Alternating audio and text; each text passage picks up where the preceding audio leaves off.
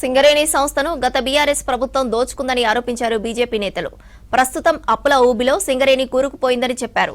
కొందరు ప్రభుత్వాలను విమర్శిస్తారు గాని ఓట్లు మాత్రం వేయరని చెప్పారు. ప్రజాస్వామ్యంలో బుల్లెట్ కన్నా ఓటు చాలా శక్తివంతమైందని చెప్పారు. వీబీజీ రామ్జీ చట్టంతో కూలీలకు చాలా ఉపయోగం ఉందన్నారు బీజేపీ నేతలు.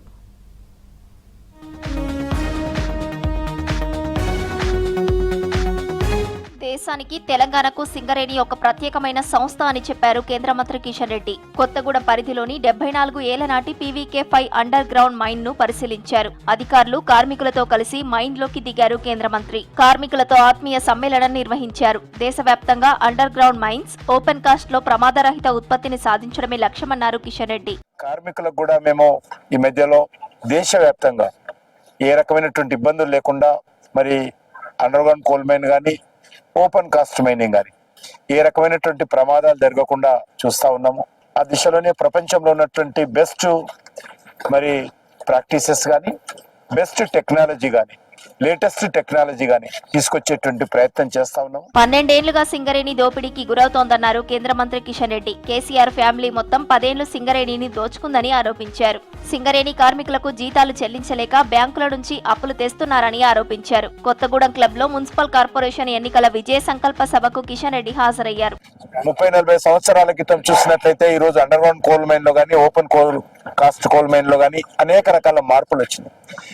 అనేక రకాల సులువైనటువంటి పద్ధతులు వచ్చినాయి.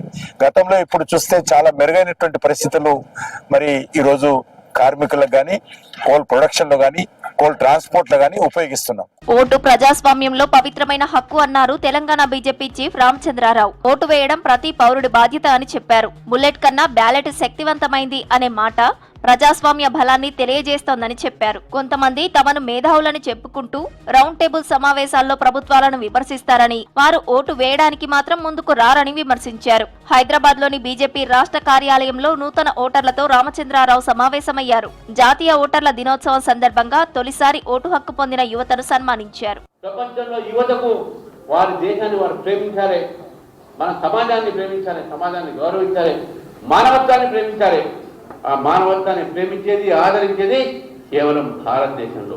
స్వామి వివేకానంద లాంటి వ్యక్తులు మనకి ఇచ్చిన ఉద్దేశాలు కానివ్వండి, లేకుంటే మనకు స్వామి దయానంద సరస్వతి గారు ఇచ్చినటువంటి ఒక ఉద్దేశం కానివ్వండి, లేకుంటే మన సంస్కృతి, మన ఒక ఏవైతే రిచువల్స్, మనకు ఉన్నటువంటి ఒక వేద పుస్తకాలు అయితే ఉన్నాయో, మన పురాణాలు అయితే ఉన్నాయో, ఎప్పుడు కూడా మానవత్వాన్ని మనం ముందుకు తీసుకుపోయిన మానవత్వాన్ని మనం ఆదరించాం. కాబట్టి India is human country, India కేంద్రం తీసుకొచ్చిన వికసిత భారత్ వీబీజీ రామ్జీ చట్టం కూలీలకు ఎంతో ఉపయోగకరమన్నారు ఎంపీ డీకే అరుణ. ప్రతి కూలీకి 120 పని దినాలు కల్పిస్తామని చెప్పారు. నారాయణపేట జిల్లా ధన్వాడ మండలం కన్సాన్పల్లిలో వీబీజీ రామ్జీ పథకం అవగాహన సదస్సులో పాల్గొని కొత్త చట్టంపై అవగాహన కల్పించారు. 25 రోజులు పెంచిండ్రు. ఈ చట్టంలో, కొత్త చట్టంలో ఇంకా 25 రోజులు ఒక్కొక్కరికి పెంచిండ్రు.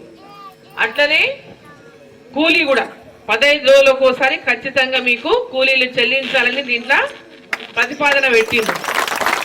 మీరు చేసేటటువంటి పనులు కూడా మీరు గ్రామ సభలో పెట్టి మన ఊర్లో ఏమేం పనులు. భారతీయ సంస్కృతి సంప్రదాయాలను కాపాడుకోవాల్సిన బాధ్యత అందరిపైన ఉందన్నారు బీజేపీ జాతీయ నాయకుడు మురళీధర్ రావు. తెలుగు భాష కనుమరుగయ్యే పరిస్థితి వచ్చిందన్నారు. హైదరాబాద్ లోని పెద్ద గోల్కొండ వద్ద సంక్రాంతి సమ్మేళనం నిర్వహించారు. ఈ కార్యక్రమానికి ముఖ్య అతిథులుగా మాజీ governor Dattatreya, film director Boyapati Srinivas హాజరయ్యారు.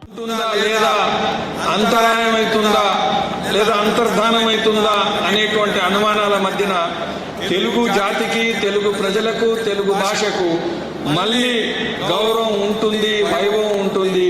ఎందుకంటే ప్రపంచ భాషల్లో తెలుగును మించినటువంటి సుందరమైనటువంటి, రసవత్తరమైనటువంటి, అన్ని రసాలను పోషించగలిగేటువంటి భాష ఏదైనా ఉంటే అది తెలుగు భాష. మున్సిపల్ ఎన్నికలకు బీజేపీ సిద్ధమవుతోంది. గ్రామ పంచాయతీ ఎన్నికల్లో గెలిచినట్లుగానే మున్సిపల్ ఎన్నికల్లోనూ సత్తా చాటాలని పార్టీ శ్రేణులకు దిశానిర్దేశం చేస్తున్నారు ఆ పార్టీ అగ్రనేతలు.